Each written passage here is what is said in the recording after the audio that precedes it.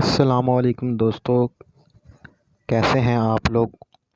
امید کرتا ہوں آپ لوگ خیریت سے ہوں گے۔ میں پیٹ ہیلتھ کیئر اینڈ ٹپس میں آپ کو ویلکم کرتا ہوں۔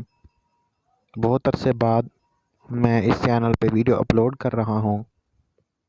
اس کی وجہ یہی تھی کہ میری جو ای میل اکاؤنٹ تھا وہ بلاک ہو گیا تھا، تو کافی مشکل کے بعد یہ اکاؤنٹ ری ایکٹیو ہوا ہے۔ اس کے علاوہ میرا ایک اور چینل بھی ہے اسیل فارم ہاؤس کے نام سے، جس کا لنک میں نے ڈسکرپشن میں دیا ہوا ہے۔ آپ اس لنک پہ اوپر کلک کر کے اسیل مرغوں کے بارے میں سارے ہیلتھ کیئر اور ٹپس جان سکتے ہیں۔ تو بغیر کسی تاخیر کے شروع کرتے ہیں آج کی ویڈیو۔ تو جیسا کہ گرمی کا موسم ہے، تو اس گرمی میں مچھر، مکھی، جوں اور چیچڑ وغیرہ آپ کے جانور کے اوپر پیدا ہو جاتے ہیں۔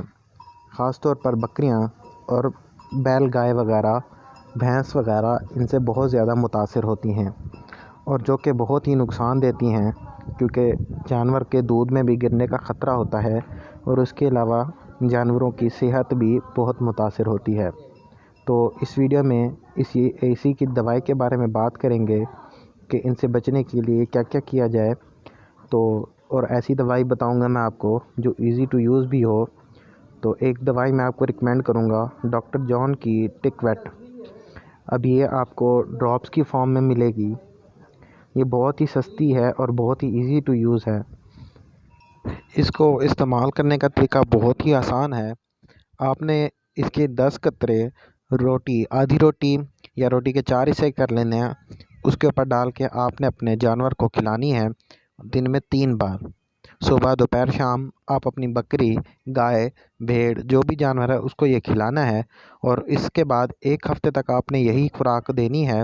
اس کے بعد آپ نے اس کی جو خوراک ہے وہ کم کر دینی ہے، وہ 3 سے پھر آپ نے 2 ٹائم تک کر دینی ہے، اور آپ نے یہ دوائی تب تک استعمال کرنی ہے جب تک کہ آپ کی بوتل ختم نہ ہو جائے۔